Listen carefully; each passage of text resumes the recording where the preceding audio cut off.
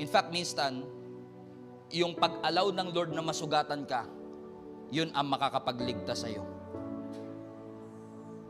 Tignan nyo yung mga doktor.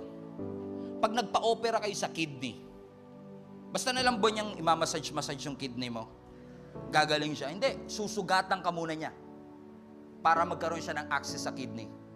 Hindi ka niya susugatan, hindi ka gagaling. Pero depende yan sa mag-o-opera sa'yo.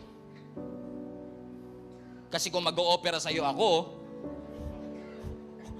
wala akong alam pagdating sa bagay na yon.